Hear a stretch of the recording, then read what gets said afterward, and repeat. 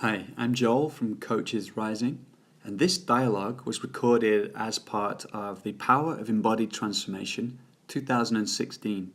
For more information, you can visit www.powerofembodiedtransformation.com. And in this dialogue, I'm talking with Pete Tamil. He's a leadership coach and consultant and author of Embodied Leadership, the Somatic Approach to Developing Your Leadership. Okay, so great to be with you today, Pete. I'm really looking forward to what's going to come out of our exploration. And of course, you're going to be one of the faculty on the upcoming Power of Embodied Transformation program. And I wanted to, begin by asking how you're doing today, for a start. Thank you. I'm very good today, actually. I've had a very productive day, which, I'd love to say all days are wonderfully productive, but of course we all have our ebbs and flows, and today has been a day of dealing with lots and lots of different things and lots of different subjects, and managing to close off lots of things and complete them. So I suppose it's more less the sense of productivity and more the sense that I've managed to complete and finish a whole series of things and have them kind of move out, which I think is always very satisfying. I love that feeling, yeah. Yeah. I know it, yeah. Great. So we're going to explore this topic of embodiment and coaching. And what I wanted to begin by asking you was, you've been working in this field for some time now, and you've published books and written papers on it and stuff. And I'm curious, just what was it that brought you into this way of working in the first place? Were you working as a coach and then just knew that you needed something else, or how did you make that transition? So, now this brings me back in time. I was going through a bit of a life transition at a particular moment in time. So let me think, where's the right place to start a story? Yeah, always a good... I had been working as a strategy consultant, and I really didn't enjoy it. I was writing reports that sat on shelves, feeling like I was coming into a different organization or a different industry every day and proclaiming myself as an expert in something different, and then moving on and doing the same thing the following day. And it felt very inauthentic and it wasn't working for me. And so I took a redundancy package that was available from the company that I was working in, and spent some time trying to figure out what I was going to do next. And I started doing a lot of personal development work, and through that, and through trying to figure out what I was going to do next, I started getting involved with a consultancy company. And the consultancy company was doing some work with Richard Struzzi Heckler, one of the other teachers, as part of the summit. And so I met Richard, and I had the honor of being able to work with him and have some time with him. And I kind of was sitting with somebody, and sometimes you have that sense of, here's somebody who has something that I want. A quality, there was something that he had that I knew that was kind of what I'd been looking for. But not only that, because I'd met people who had it before, but he knew how to teach it. Mm. And that was pretty remarkable for me, because I'd met other people who had that quality, that whatever you want to describe it as. But I hadn't ever met somebody who had broken it down and was explicit in saying, and actually, here's how you cultivate it. And what was really fitted with kind of everything that I've ever been brought up with was that it wasn't yes, come and do this weekend workshop and you'll be cured, or do this, this kind of 90-minute book, or this, whatever it was. It was kind of, no, actually, you're in a path of cultivation, and it's a longer term path of development. And that seemed to just, at some level, that felt true. In inverted commas, but true. It had a truth to it that I kind of went, okay. And so for me, it was a sense of, here's something that is very, very powerful.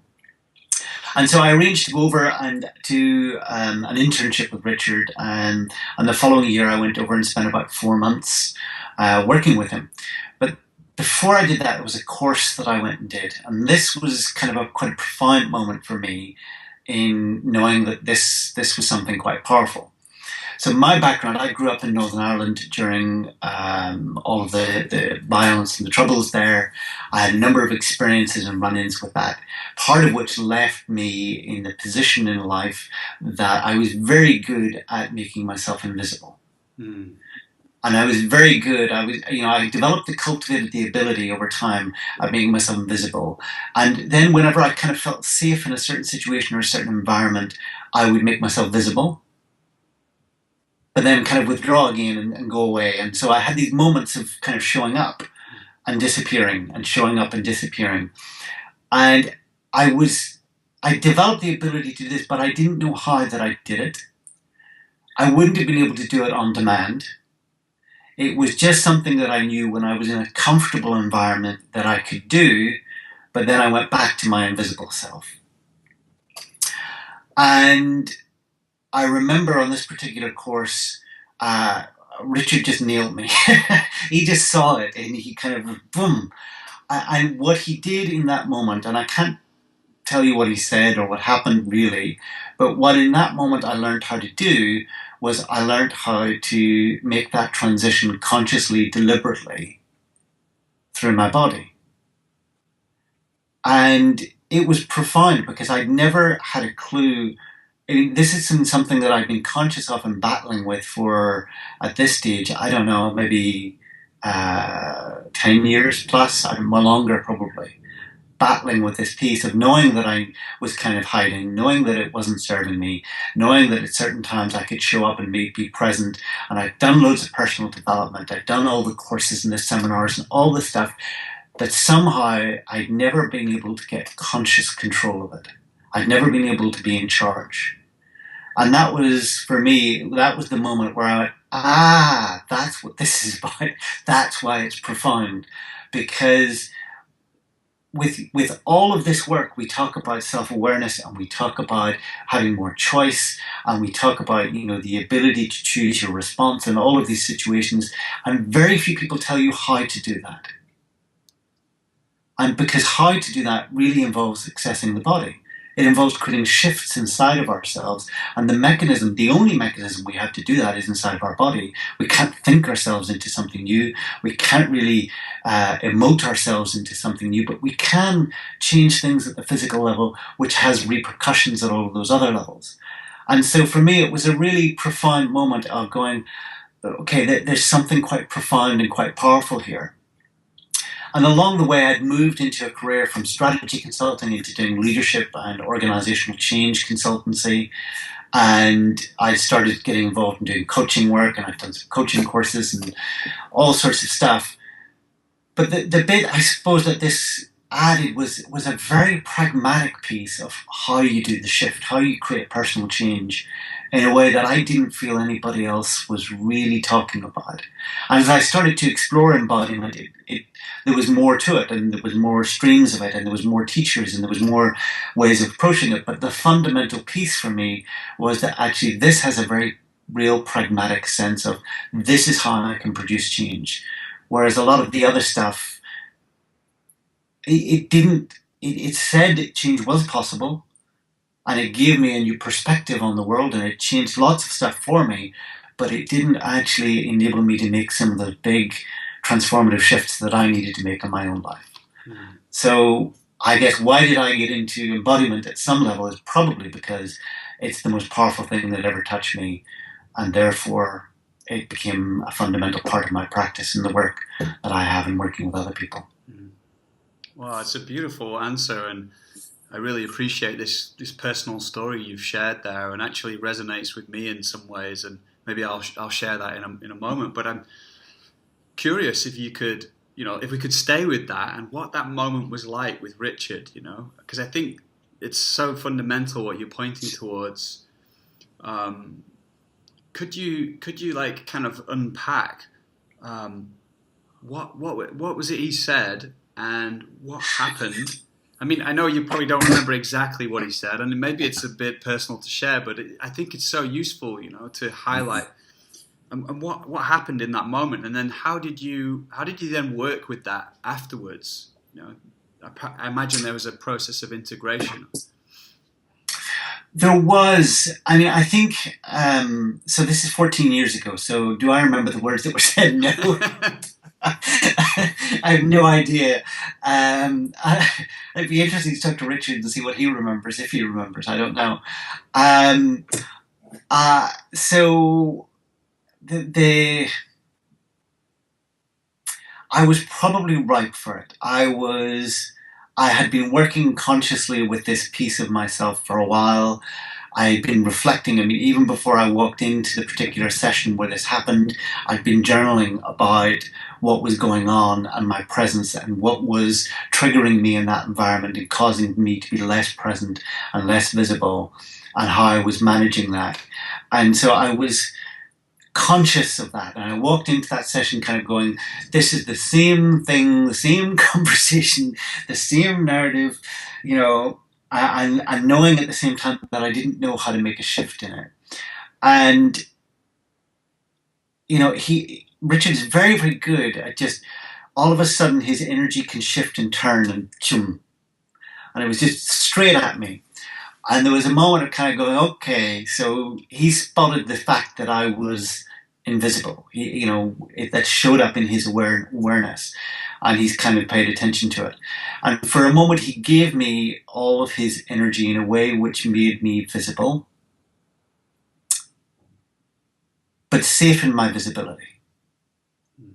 There was a way in which his presence was with me, not as a challenge to me or as an affront or as a pushing against me, but as a really being with me and creating a space and a moment inside of which I could learn to bring myself present. I could learn to bring myself visible and engaged into the room. And so the quality of his presence, I think, was a huge part of what he gave to me in that moment. And then what he did with me, my recollection of it, I don't remember many of the words, but I remember that we went through a process where I physically shifted inside of myself to bring myself more present, more engaged, to bring my attention out into the room as well as inside of myself. So that's simultaneous, connected to myself and connected to the room. Initially to him, but then to the room, if my memory serves me right. And in that, there was, we just went through that as a slow process of bringing myself into that community and into presence in that community and connectedness to that community. But then we also practiced going back to where I was before. And then we practiced coming back out, and we did it a number of times. And he held that presence and that space for me, which was a very respectful, compassionate space around just allowing me to make that move between visibility and invisibility. And I think as I reflect back on it, something that comes to my memory is that he, because of his background, he has some military background, some military experience. He was in the Vietnam War at that period in the US history. There was a way in which he knew something of the quality of the experience that I'd been through. And so he was able to be affirming of the moves that I had taken for my own safety at that point in my upbringing, in my childhood, and to create a safe space for me to make that transition from a place of knowing what it was that I was working with and that I was aware of, and that the experiences that I was engaged with and dealing with. And I think that really helped, because it was a certain permission or a certain openness for me to have the kind of to have had the experiences that I had had, and to have had the reactions to those experiences that I had had, and then to learn to do something different in that moment, which I think was quite profound. So there was presence as I look back on it now, and this is interesting to what we'll get to later, I suspect, but there was the practice that he left me with, which was a very clear practice of moving myself and learning how to, for the first time, learning how to do the move of making myself present or making myself invisible. But then there was also the quality of presence with which he engaged with me moving through the practice that allowed me to face something which, at the time that I learnt that behavior of invisibility, that was to protect my life. And he honored that in a very particular way and gave space for me to face the terror of that experience and the terror of that moment and what I'd internalized about that, and to be able to move into something different. So the presence that he brought and the quality of his presence with me as I moved through that was, I think, incredibly powerful in enabling me then to be able to take that practice away and enact that practice in day-to-day life. Yeah, beautiful. Yeah, but words, I have no idea. Yeah. Too long ago. Yeah, but it's a beautiful recalling of the experience, and I'm touched by, it seems so important in this work, this embodied work, that we honor the way that we've grown to protect ourselves or to be in the world, and not just kind of treat it as the problem that we need to get rid of, because these strategies have protected us and brought us this connection and belonging in the world. There's a wisdom to our adaptations. There's a wisdom to them. They at the time they happen, they move us into safety. They protect us in a certain way. Whether it's protecting the fragile, developing personality, whether it's protecting the physical self, whether it's protecting whatever it is about ourselves we're protecting something. We're protecting our sense as an individual, our sense of value, our sense of being loved, dignity, respect, longing, all of those very basic human needs. We're respecting something inside of those moments, and we're trying to find a way to protect ourselves in that adaptation. And it's an adaptation which may or may not be functional. It may or may not be useful to us as we get older. But in those moments, that's what we're trying to do. And if we push against that too hard, then we can create all sorts of, we can create the result we're not looking for. We can create all sorts of problems. So there is something about how can we respect that? How can we give that adaptation the respect for its wisdom at the same time as allowing ourselves to move into something different? Because, certainly at that moment in my life, I needed to move into something different. The reality that adaptation had developed from was no longer the reality that I was living in, and the adaptation was getting in the way. And so there was for me to be able to do what I wanted to do in the world, to be able to have the impact that I wanted to have in the world, it really was an essential part of it. I'd love to flip this around now. We've been talking about how you've been impacted by this work, but of course you're coaching in a lot of very large organizations and working with leaders. And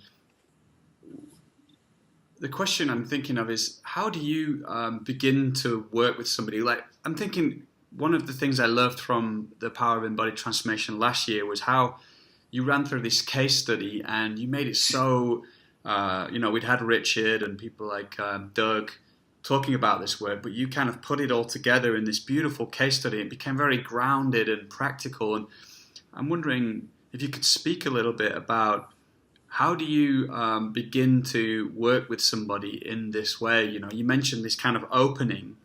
How do you kind of begin to work with somebody in this way and create these openings? And you can use a practical example if you like. I notice I'm going to turn my light on. The video is recording and I'm getting darker and darker. So I'm going to just bear with me. No worries. There we go. So it's not probably made much difference, but if that makes sense, that question. It's a broad question. Where do you start? It's different every time. I mean, the trite but true answer is you start where they're at. And what that means will be very different with each person. So I'm working with somebody at the moment. Oh no, I'll choose somebody else. That I think that. So I started working with somebody recently. It was actually quite a short engagement, but the starting point where she was at was that she didn't get the job she wanted. Didn't get the promotion she was expecting within the firm she worked for, and everybody around her had expressed shock and surprise. And basically, she'd gone into the interview process and messed up, and she knew she had. I mean, she kind of went in and just, one of those days where everything just goes horribly wrong. She had one of those days. But what it was creating for her was the sense of she had another opportunity within the organisation for another position, and the fear and the sense of going into the same process again, carrying the same experience and repeating it, and probably going to be interviewed by some of the same people who were in the process last time, etc., etc. And so, starting off with her, it was very clear. It was a very obvious starting point because, there's a really clear end goal that she has. She's got a really clear sense of, she knew what happened last time. She lost control of herself, essentially. And so she wanted basically some strategies by which she could have more control, by which she could start to be able to control her emotions and control her emotional responses to things, especially given that she was going to go in again with some of the same people and have a deja vu moment and was afraid of having a repetition of that experience. So with that, it was, the starting point was quite crystal clear. It was very much around how does she control her emotions. So it was a very short piece introducing somatic work to kind of give her some context, and then we got up and we started doing some exercises, and we started looking at what went on for her when she felt the emotional control, what didn't, how she could center herself, regain control. We looked at some of her habitual patterns. We looked at, it ended up being a theme that started emerging around anger for her. So we started looking at how she internalizes her anger rather than being able to express it or do anything with it. And so we were able to build very easily into somatic coaching in a way that was, actually, it didn't really require a lot on my part. It was it was there, it was open, there was a rightness, a readiness for it. It was a very clear statement of a problem, a very clear kind of, expectation is, I have this particular problem. I know that it's not about my rational thinking because I know intellectually everything's fine, but somehow I'm losing control. How do I start to have more choice and control? So that's an easy example. But then, of course, you walk in and you never know what you're going to walk into. And so, there are other people where I walk in and what they're looking for is much more complex, much more nuanced. Actually, it takes a little bit of exploration to really find out what it is they're looking for. Where actually working in a somatic way, they've kind of been recommended or they found their way to me through something or somehow, but they're not really that sure. And you've got to go much more slowly. And so you get that too. And so there are some clients where within the first 15 minutes, I will have them standing up and walking around and doing different somatic exercises and centering themselves and feeling into themselves and starting to understand what happens to themselves when they get triggered, all of that. And there are some where we will spend quite a number of sessions just talking. And much more like a traditional coaching session. And I'll be directing their attention inwards to bodily sensations, and I'll be directing their attention into how they experience themselves and understanding their inner worlds, if you like. But it will be done in a much more gentle, much more soft, much more, I suppose, much more slow way, much more gently moving into the issue. And often that's because they're gently moving into what the real issue is for them as well. So I generally find if somebody is if it takes longer to get them into some of the somatic exercises, it's often as well because it's taking time for them to work out what it is that they really want, what it is that's really not working for them, what it is that they really are wrestling with. Whereas generally if someone arrives and they're much clearer, then you can move much, much more quickly. into doing some of the somatic exercises and some of the somatic work. So I suppose that the starting point is it always varies, really. I don't think at this stage there's really been too many coaching clients that have started in the same place. There's one coaching client I'm working with at the moment, and this woman, she's a very, very senior in a professional services firm, and she's got a lot going on for her in her personal life. Sister's ill, and there's a lot of stuff going on, and part of what she's facing is that the world has kind of changed around her, and so she's having to make some choices about what does she now want. It's not that she's come to coaching because actually I'm motivated to do something or to change something or to be something else. It's kind of like the rules have changed, the world has changed, and the firm she's in has changed, and actually all of the other firms that she could go to work in have all changed because the world has changed around them. And she doesn't really want to change. And she's got a lot going on in her personal life, and frankly, it would be a lot easier for her if everybody went away and left her alone and left her doing what she was previously doing. But of course, the world has changed. And so, the first session I had with her, there was a lot of silence on my part.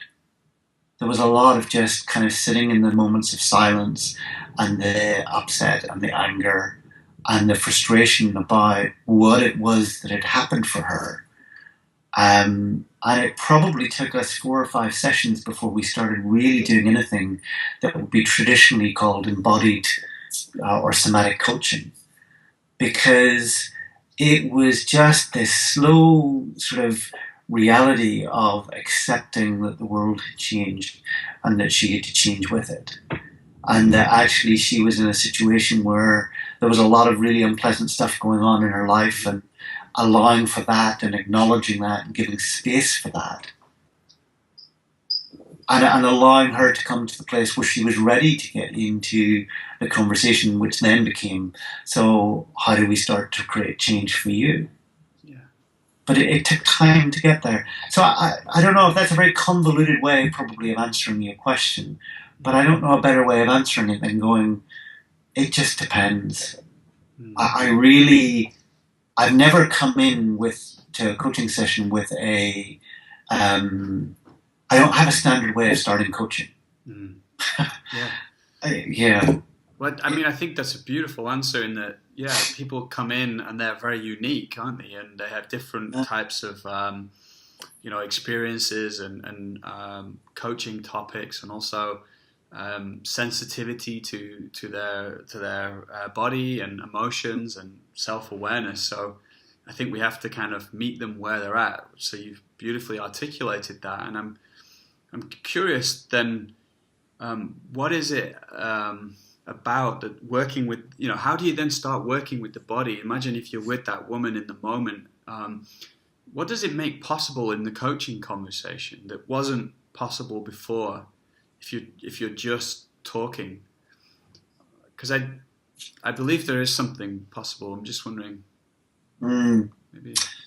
So there was a couple of questions in there. One of which was how do you start moving from one to the other, and then there's what does it make possible. I'll maybe start with the second one.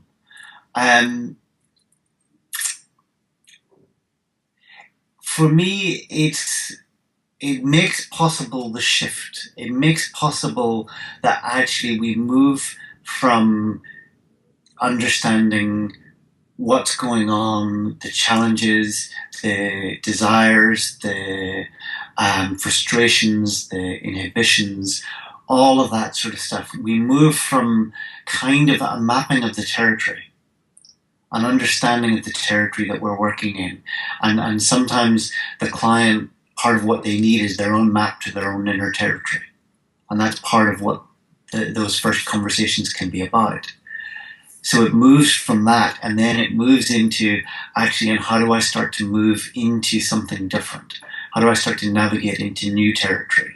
If you think about it as we kind of start by mapping the inner territory of what's there, and then we take a step into the unknown, walking in the fog, really. Of actually, we've mapped this territory, we know the boundaries of it, and then we know that there's something beyond that, but we don't have a map for that. So we start that move into that new exploration, and that for me is where the somatic work provides a very direct access. I mean, even in talking about it, I'm talking about taking a step into the unknown. It's very, very much taking that step and moving into that. And I think when for the value that the talking and the exploration and the map provides, it provides a lot of self-awareness.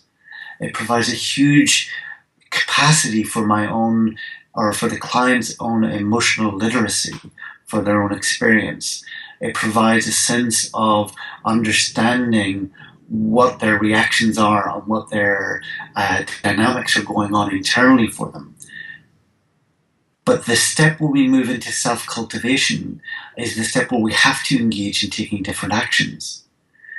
And if we see our daily, the actions that we take, not just as the grand sense of the actions that I take when I go in and I say, right, we're going to do something different, or we're going to climb that mountain rather than that mountain, or whatever. If we see it beyond that, and we see it just in terms of the daily, day-to-day actions that I take in and of myself, the way in which I respond to things on a day-to-day basis, the way in which I start to make requests for things that I wouldn't have ordinarily made requests for, then we start to see that those actions, as we start to work and cultivate from that place of knowing our emotional landscape, our literacy, our map, and take those steps, is we start to create the new territory. And as we do that, we can start to build a new map by exploring what happens for us when we start to take those different actions. What do we see? What shows up for us? What new possibilities show up for us? What new things start to emerge in our map? What emotional reactions come back for us? How does that relate to the places on our old map that we're coming from? And how do we build a bigger sense of self? A new sense of self that has a different range of possibilities for action, a different range of possibilities for movement in the world, and coordination with people, and taking different risks, or engaging with people in different ways, or on different actions. That's part of what we start to develop as we take those new micro actions. And so for example, with this coaching client who I mentioned, who it took a long time, there was one point where I gave her a practice to do. And it provoked a very strong negative reaction for her.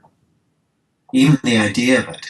And you could hear the rational brain kicked in with all the reasons why that wasn't appropriate, and it wasn't a good idea, and actually in this circumstance that wouldn't work, and blah, blah, blah, blah, blah. It was all very, very rational. And of course, whenever I hear that, I kind of always go, okay, so there's something beyond that. That's hit a button into something. And what I saw in that moment was that I'd moved too quickly. I'd moved too quickly from the mapping and the understanding and the developing our sense of that inner landscape and into trying to create that action. And she wasn't ready to follow yet. She wasn't ready. And it seemed to me quite a small, actually, practice. It seemed to me a very small and simple one. It didn't, to me, in my world, in my map, in my own internal reality, it seemed really simple. It didn't seem like a big deal whatsoever. But for her, it was huge and profound. And it just triggered all sorts of stuff for her. And so we had to go back, and we had to really go back and start to understand her map even further, and to understand that current reality, that internal emotional landscape, so that we then had the ability to be able to start to create movement. And, and her position was quite unique, I suppose, in that there was a very, in some ways, I could term it almost a very strong social phobia that existed for her.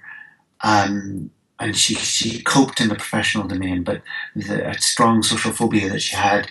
Plus, there was also an element of so much had changed around her that she was still dealing with, I think, the grief and the loss for everything that had changed that she hadn't really quite accepted yet.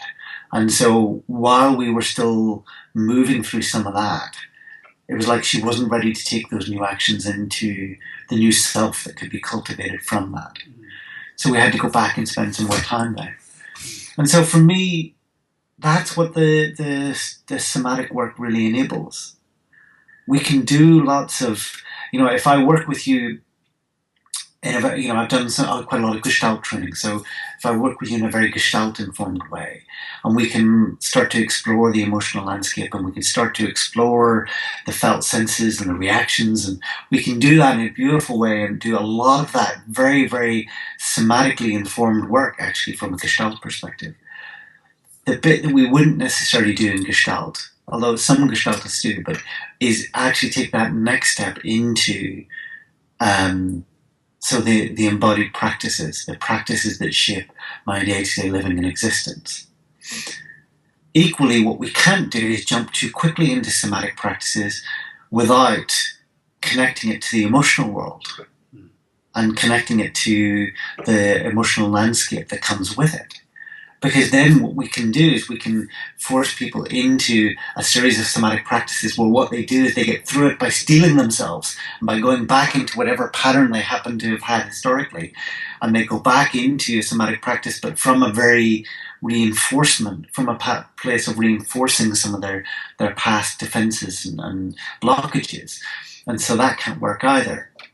But the combination of these two, and it's a bit like what I was saying, what Richard, I think, brought for me in that moment, was a real compassionate presence and being with me inside of the emotional domain of my experience, and really being alongside me in that domain, and also helping me learn how to move and to have choice in it.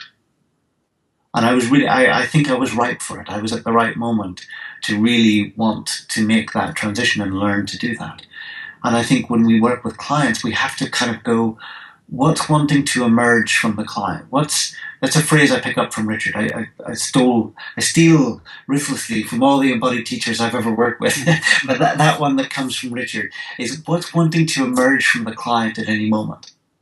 What is wanting to come to form? And listening for that, and really deeply listening for that, and paying attention to what's wanting to come forth. And I think, that example with that woman was me in my world, in some ways getting ahead of that sort of sense sometimes as a coach of kind of feeling like we need to make some progress or we need to move forward. You've done a lot of kind of exploration. And that sort of sense of, no, I wasn't. I was listening to my own, probably my own insecurities, actually, rather than truly deeply listening to her and to what was coming to form within her. And when I returned back to her, it was really clear she wasn't ready to make that shift yet. Actually, she needed more time to be with the grief for the past that she was leaving behind before she was ready to make that kind of shift. So, yeah, I think for me, that's what it brings. It brings that real shift. For me in my personal life, what it brought was a shift that I didn't know that I would be able to make. A good friend of mine who started doing some embodied work, I recommended it to him at a certain point, and his parents were psychoanalysts, which tells you about how messed up he is. And he would openly admit to that. And so he'd done a lot of therapy, a lot of work, because family of therapists, etc. And he went and did some embodied work, and he said, there's a lot of stuff that I've known about as issues and stuff that I've had from my childhood and whatever, that I'd gotten to a place of a lot of awareness of, a bit more choice around, and I kind of thought, this is the kind of stuff I'm just going to have to live with for the rest of my life. He came back after doing some embodied work, and he said, for the first time in my life, I think I might be able to leave some of it behind. And it's that movement and that transition into something new, which I believe the embodied practices, connected to a really deep level of understanding of the human being and where they're coming from and that deep listening, allow that possibility perhaps of leaving some stuff behind. Of leaving some stuff behind that, maybe we never really thought we could leave behind. And that, to me, there's something of that I think the embodied work offers quite profoundly, that that to me is what my experience of it is what moved me in my own experience of it, and is what has moved me in my experience of it with other people. Mm. In terms of making that shift, I suppose what I'd say is that if you're listening really deeply, it's easy. And it doesn't feel in any way unnatural or weird or different. It's the obvious next thing to do. And it doesn't, it doesn't feel. So one of my teachers, a wonderful woman, and she talked about doing, this is going to be a little weird, but anyway, she talked about doing personal growth work, and some of the personal growth workshops that you can do where you do it naked. Mm-hmm. And there's a whole streams of do that. And I'm not advocating it or advocating against it, but that stream of work exists. And she said, when it's done really well, when the person facilitates it really well, it feels like the most natural and obvious thing to do, and it's not really an issue. And I thought that was quite okay, yeah. When there's something of that kind of quality of it. And I think when I'm at my best and I'm doing really well, for the client, it's just the seamless next obvious thing to do, some embodied work where we stand up and we move around and we do some stuff, whatever is appropriate to that moment in that situation. And it doesn't in any way feel like, oh, this is kind of weird and self-conscious and why am I doing this? It just feels like the right next step. Mm. Yeah. I'd love to say it was always like that, but we're human. Well, I think there was so much in that answer, and I'm really struck by also what you were speaking about, what's wanting to emerge here, or what was the phrase again? What's wanting to merge or come to form. Come to form, yeah. And I certainly recognize in my own coaching practice those times when I've also, through insecurity, felt like, I have a bit of a bias around transformation. And one of the other teachers in the program, Doug, sorry, my cat keeps trying to get some fame and wants to join in.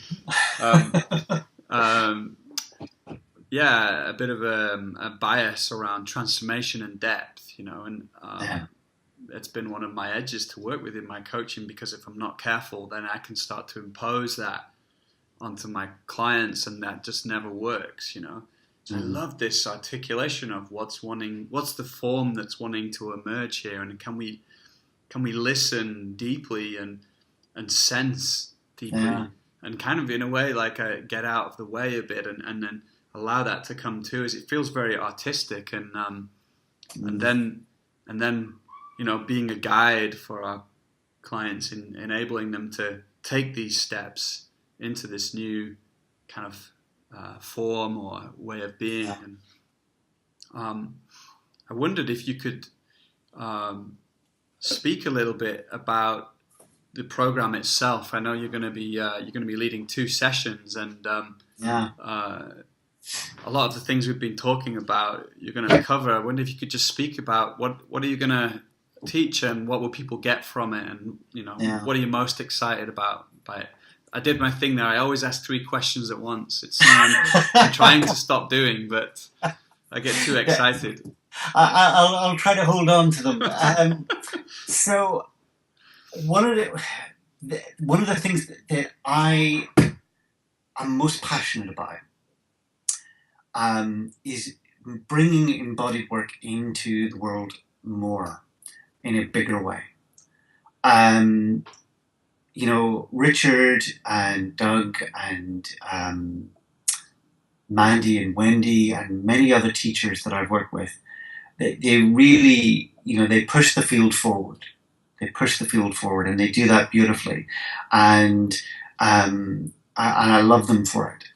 And my particular passion and focus is less on pushing the field forward, more at the moment is about how do we get the field moving out further into the world? How do we impact more people? How do we bring this into the mainstream? How do we make somatics common sense? It's not common sense in our current reality to include the body in our thinking about development, but actually that's what I want to change. I mean, my commitment really is to make somatics common sense. So what I'd like to do inside of the program, and I'm going last, which is brilliant, because what I'd like to do is to take the concepts that Doug and Richard and Mandy present and actually start to apply those concepts inside of a case study. And so what I'll be doing is listening into their sessions to see what they're covering. I don't know what material they're covering this year. I know a little bit of what they covered last year, but we'll see what they cover this year. And then what I want to do is to present a case study to the participants on the session, where we actually start to explore how do you take all of those concepts from all of those different sessions and how do you apply it for real? And to talk about the ways of approaching a particular real client situation. And also then to be able to talk about, so what did I do? And why did I do it? And what choices did I make? And what would I do differently, having had the benefit of experience? And how did I apply those similar concepts inside of the work that I was doing? And really use it as a live case study around exploring how do we think about making interventions with clients? How do we think about how we construct and create practices for clients? How do we work with them in a somatic way, based upon all the principles that we're going to be learning? Now, I have no idea which client I'm going to use. It will be a client that will be current and live for me at the time that we get to it's June where I'll be doing my session. So somewhere around about June or May time, maybe be a client that's live for me at that moment in time, that's willing to give permission for me to use, anonymously use them as a case study. And so I don't know where I'll be in the coaching relationship. It may be one that I've just started with. It may be one that actually something happens midway through the coaching relationship and I choose to actually use that as the basis of the case study. I don't know yet. And I don't know what Richard and Doug and Mandy are going to be covering. So really, it's a bit of an unknown session. Yeah. But what I love about that is that it has the potential to be extremely creative and open, and a really great conversation about how do we take these concepts and apply them pragmatically in practice. And I did something similar last year. I really enjoyed doing it. I enjoyed the conversation, and part of what I really enjoyed from it was the fact that different people would have approached it in different ways than I did. And actually, some of those would have really worked very well.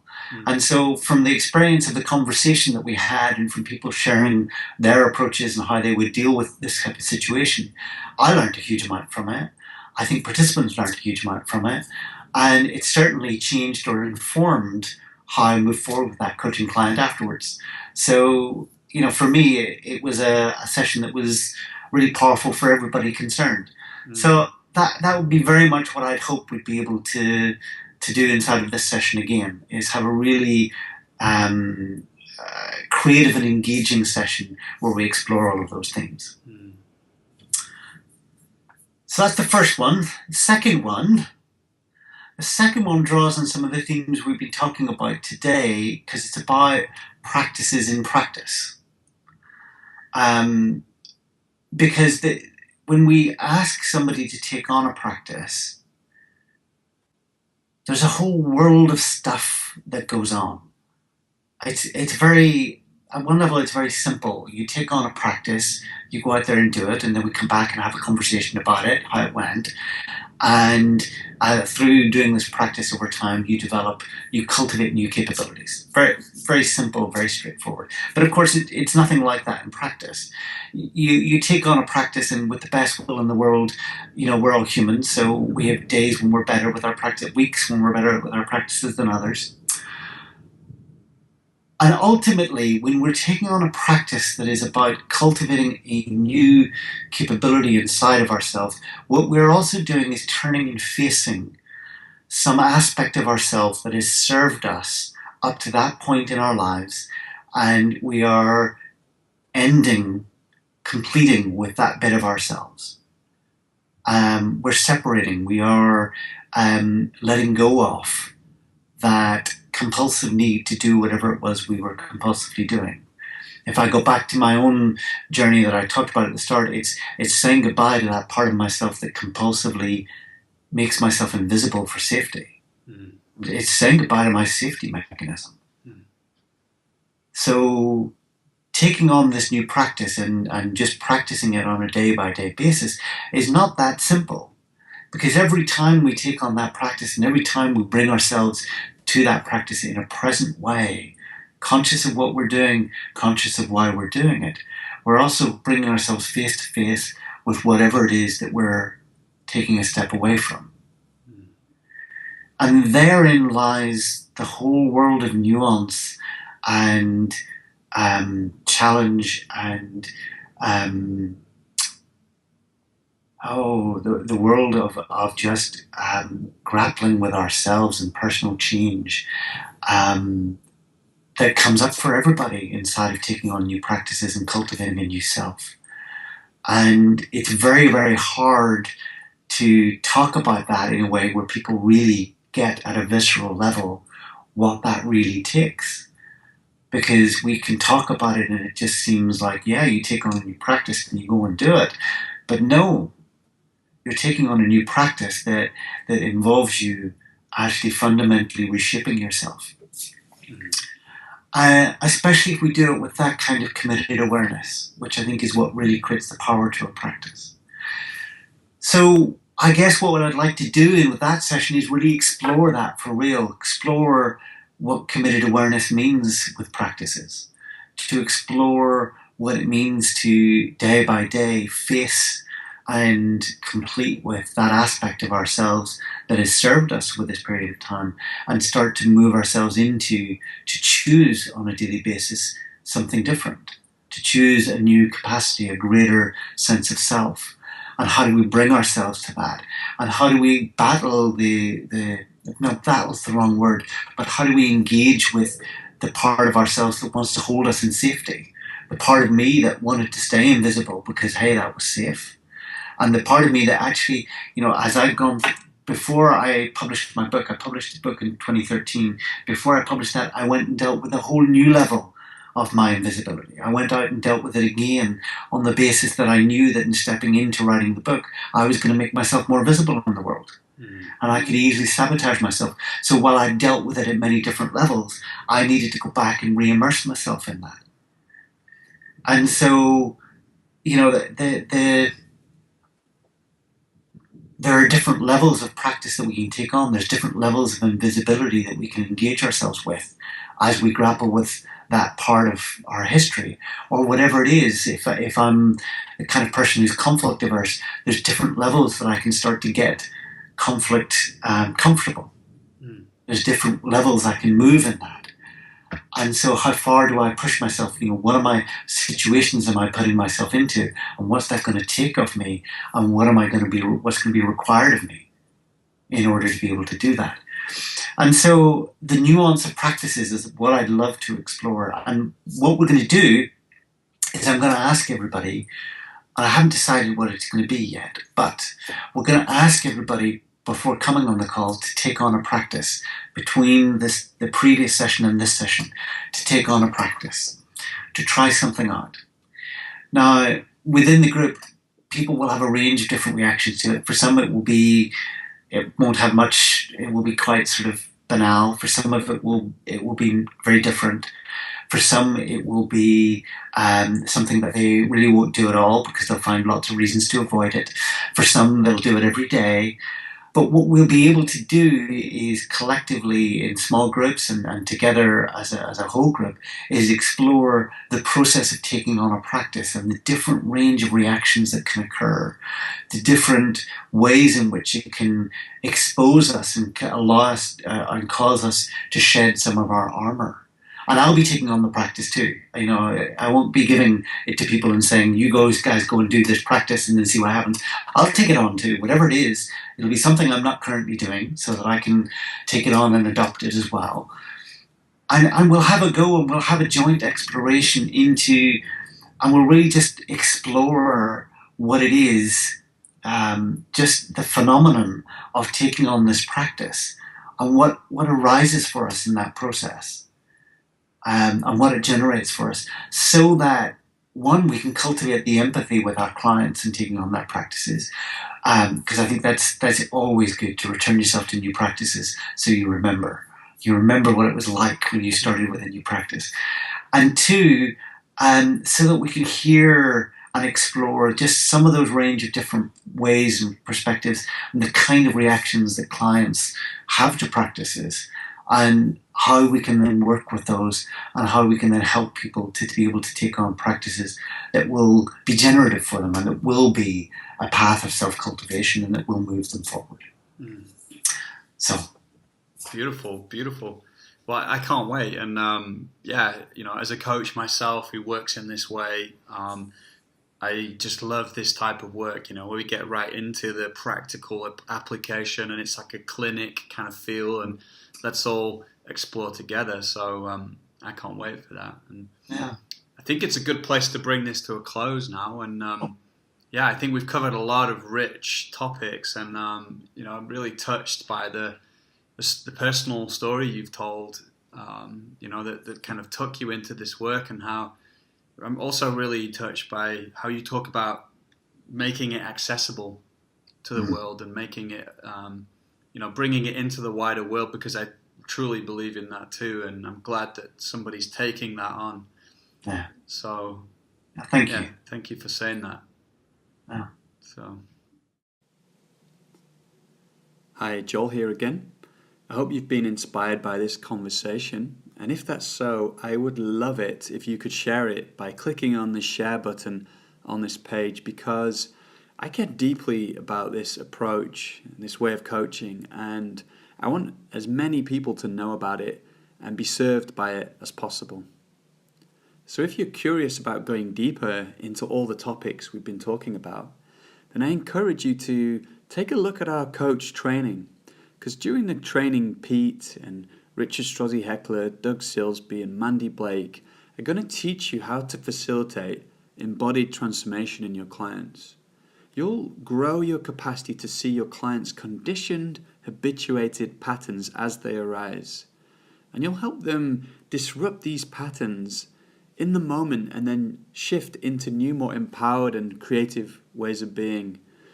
Learning this stuff was the missing key for me in my own coaching, and gave me this confidence I could really help my clients. So if you like the sound of this, you can find out more details at www.powerofembodiedtransformation.com.